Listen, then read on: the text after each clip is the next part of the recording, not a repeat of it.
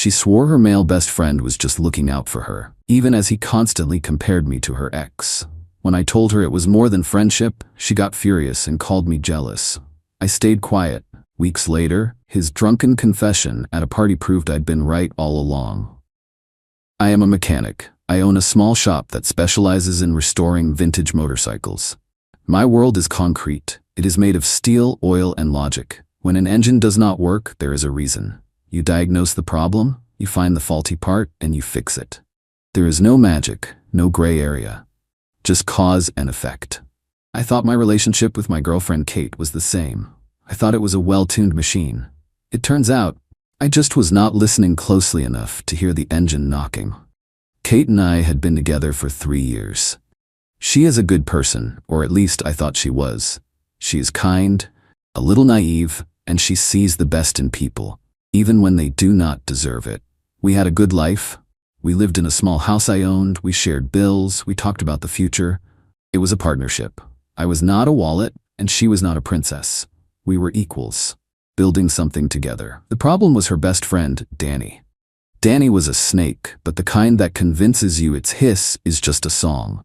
He was a struggling artist who worked part-time at a coffee shop and spent the rest of his time talking about his vision. He had been friends with Kate since college, long before I was in the picture. He was her confidant, her cheerleader, her protector. And he hated my guts. He never said it directly, of course. He was too clever for that. His attacks were subtle, wrapped in the language of concern. He was the master of the backhanded compliment. "It is so great that Kate has you, Ben," he would say. "You are so dependable." Not every guy would be okay with a woman as creative and free-spirited as her. His favorite weapon was her ex-boyfriend, a guy named Alex. Alex was a musician who had broken Kate's heart years ago when he moved across the country to chase a record deal. Danny brought him up constantly, always framing it as a comparison to me. "I was just thinking about that trip to the coast Alex took you on," he would say to Kate while I was sitting right there. "Remember how you guys just drove off with no plan? It is just, I worry that you are losing that spontaneous side of yourself." The implication was always clear. I was boring. I was safe. I was the sensible choice, not the passionate one. I was the four-door sedan to Alex's classic convertible. Kate was completely blind to it. Every time I tried to point it out, she would leap to his defense. "He is just looking out for me," she would insist. "He was there when Alex destroyed me. He is just protective. He does not want to see me get hurt again." About a month ago, I decided I had had enough. We were having dinner and Danny was over.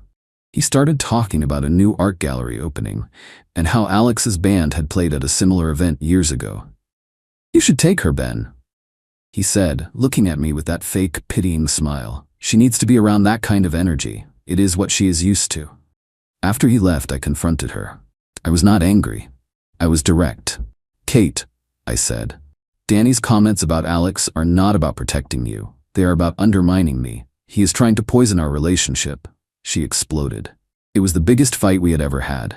She got furious, her face red with anger. She called me jealous. She called me insecure. She accused me of trying to drive a wedge between her and her best friend. "You do not get it," she yelled. "He is my family. He is just looking out for me because he loves me." The conversation was a brick wall. I saw that I could not win with logic because her belief in him was not based on logic. It was based on years of emotional history that I would never be able to penetrate, so I stopped. I did not argue anymore. I just said, "Okay." I stayed quiet. She took my silence as an apology, as me backing down. It was not. It was me switching from being a boyfriend to being a mechanic. I had diagnosed the problem. A critical part of our relationship was failing, and I knew, with a cold, sinking certainty, that I was going to have to strip the whole thing down to the frame to fix it, or to see if it was even worth fixing at all. Update 1. It has been 3 weeks since the big fight. 3 weeks of me playing the part of the dutiful boyfriend while privately planning my next move.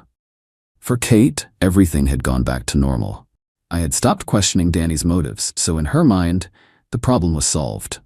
She had no idea the problem was not solved. It was just being documented. The opportunity I was waiting for came in the form of my annual shop party. Every summer, I host a big barbecue for my clients, my suppliers, and my friends. It is a big, casual event with a live band, tons of food, and an open bar. It was the perfect stage. I knew Danny's weakness was his ego, fueled by alcohol. When he drank, his smug sense of superiority would bubble to the surface. He would become chatty, arrogant, and incredibly careless. I made sure his favorite brand of expensive whiskey was front and center at the bar. I also made a small, technical adjustment to the party setup.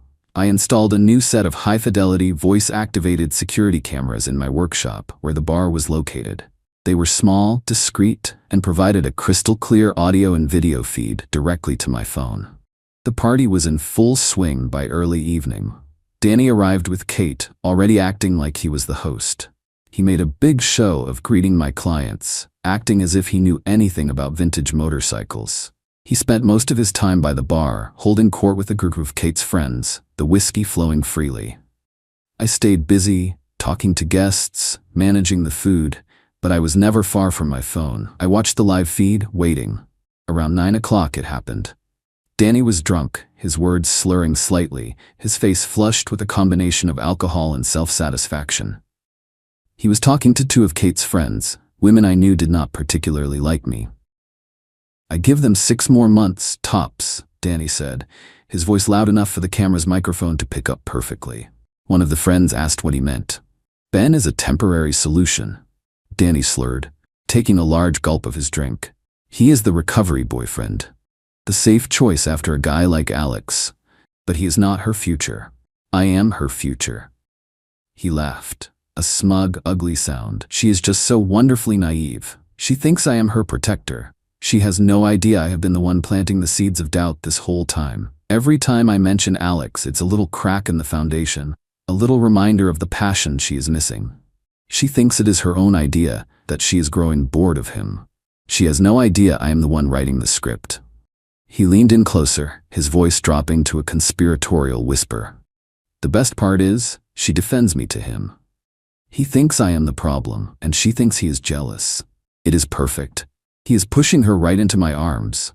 All I have to do is wait for him to make one more mistake, and I will be there to pick up the pieces. She just needs to realize that the protector is the one she has been looking for all along." I had it. All of it. Crystal clear video, perfect audio, the entire sickening confession. I did not move. I did not react. I let him keep talking for another 10 minutes, digging his own grave deeper with every word. Then, I made my move. I walked over to where Kate was talking with one of my biggest clients. I smiled and excused myself, telling her I needed her help with something in the workshop. She followed me, unsuspecting. As we walked toward the bar, I saw Danny, still holding court, still basking in the glow of his own perceived genius. I did not say a word to him. I walked over to the large television screen I have in the workshop, the one I usually use to show videos of classic bike restorations. I took out my phone, connected it to the television streaming device, and pressed play. The video of Danny's confession started to play, his own voice filling the suddenly quiet workshop. The 20 or so people in that area all turned to look at the screen. Danny's smug face, projected 6 feet high, was saying, "Ben is a temporary solution."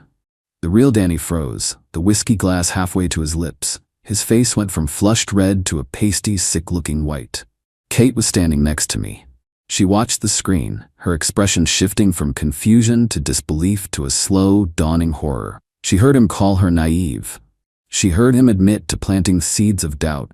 She heard him say he was writing the script of her life. The video ended. For a few seconds, no one moved. The only sound was the band playing in the yard outside. Then, all eyes turned from the screen to the real Danny. He looked like a cornered animal. He tried to speak, to stammer out an explanation, but no words came. I turned to Kate. The tears were already streaming down her face. She was not looking at Danny. She was looking at me. "Ben," she whispered, her voice breaking. I did not know." "I know you did not," I said, and my voice was not angry. It was just tired. "But I did. I told you who he was, and you called me jealous. You chose to believe the lie because it was easier than seeing the truth." I took a step back, creating a space between us that felt like a canyon. "The problem is not just him, Kate. The problem is that you let him do this. The trust is gone. I cannot be with someone who would let a snake into our garden, especially when I was the one who pointed it out. I looked around at the silent, staring faces. The bar is still open, I said to the room. Enjoy the party. Then I turned and walked away, leaving Kate standing in the ruins of the life she thought she had, finally face to face with the man she had called her protector, and the truth she had refused to see. Update 2. It has been 2 weeks since the party. 2 weeks of cleaning up the mess, both literally and figuratively. The party ended awkwardly, as you can imagine. Most people left pretty quickly after the main event. I have spent the last 14 days dealing with the fallout, and it has been a strange mix of painful and liberating. The night of the party, after I walked away, I did not go back. I got in my truck and drove to a small cabin I co-own with a friend about an hour out of town. I needed space. I needed silence. I turned off my phone. When I turned it back on 2 days later, it was a war zone. I had over 50 missed calls and close to 100 text messages. The vast majority were from Kate. They were a predictable cycle of emotions. First came the frantic apologies. Ben, I am so sorry. I am so sorry. I was a fool. Please call me. Then came the anger, not at me but at Danny. I cannot believe he did this. I hate him. I never want to see him again. He ruined everything. Then came the bargaining. We can fix this. I will do anything. I will go to therapy. I will never speak to him again. Please, do not throw away 3 years because of him. And finally came the quiet despair. I miss you. I read them all, and I felt a deep sense of sadness, but not a single ounce of regret. My decision was made. I also had messages from her friends, the ones who had been standing there when Danny confessed. They were all on my side, telling me how shocked they were, and how they had never trusted him. It is funny how clear everyone's vision becomes in hindsight. The most interesting messages were from Danny. He had tried to call me a dozen times. His texts were a pathetic mix of threats and justifications. He claimed he was drunk and did not mean it.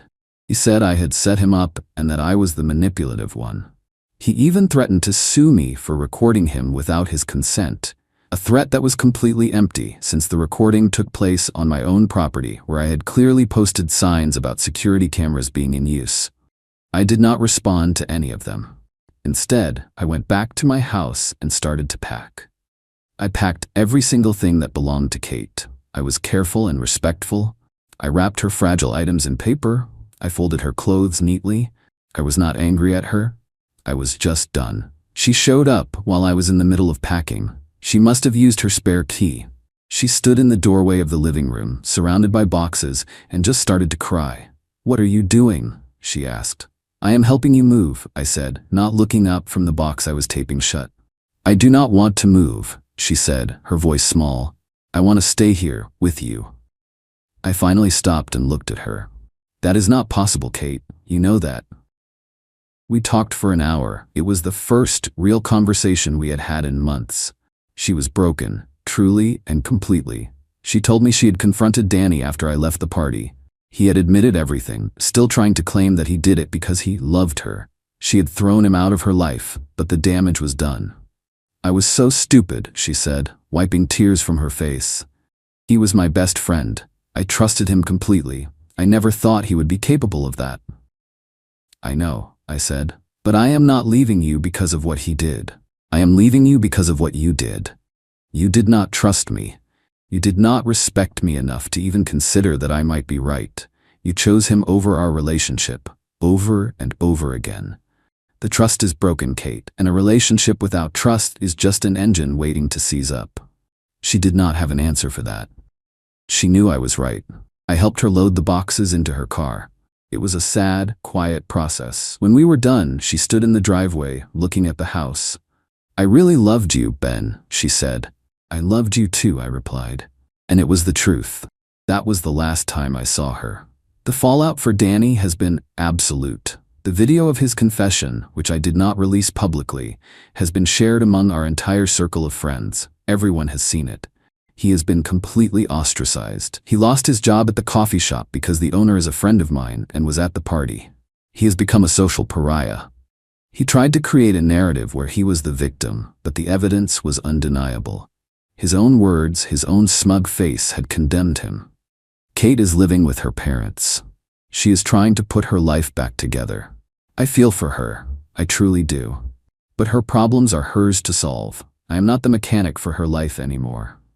I am not a man who enjoys causing pain, but I am also a man who believes in cause and effect.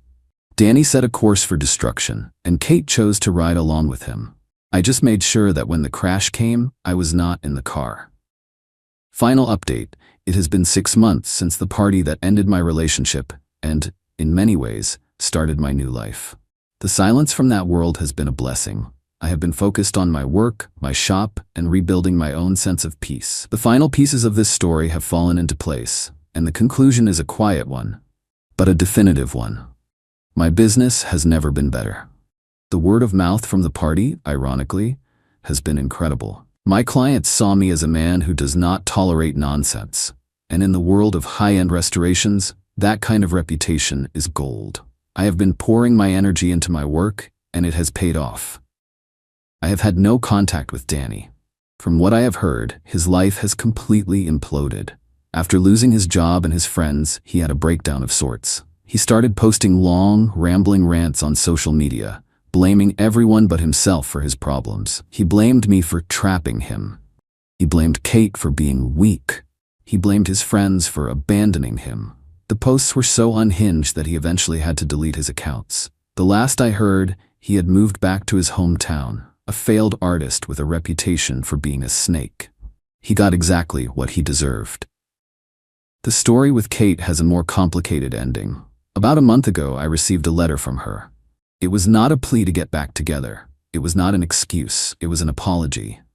A real one. She wrote that the past few months had been the hardest of her life. She said that losing me was painful, but losing her own self-respect was worse. She wrote that she had been forced to look at herself and her own blindness, her own willingness to be manipulated. She had been in therapy. She was working on herself. She wrote one line that has stuck with me. "You were a mechanic trying to fix a machine that I refused to believe was broken. I am sorry I did not trust the expert." She did not ask for a reply. She just wanted me to know that she finally understood. I believe her. I believe she is a good person who made a terrible mistake in judgment. I hope she finds happiness. But I also know that I can never be a part of her life again. My self-respect will not allow it. A mechanic knows that once a crack forms in the engine block, you can patch it, but it will never be as strong as it was. Our relationship had a crack that went right through its core. The revenge in this story was not loud or explosive. It was quiet and precise. It was the simple act of recording the truth and playing it back for everyone to see. I did not have to ruin Danny's life. He did that himself, with his own words. I did not have to punish Kate. The consequences of her own choices did that for me. I am a simple man. I believe in truth, in logic, and in the structural integrity of things. My life is now built on a foundation I can trust, a foundation I inspect every day. And it is strong, it is solid, and it runs perfectly.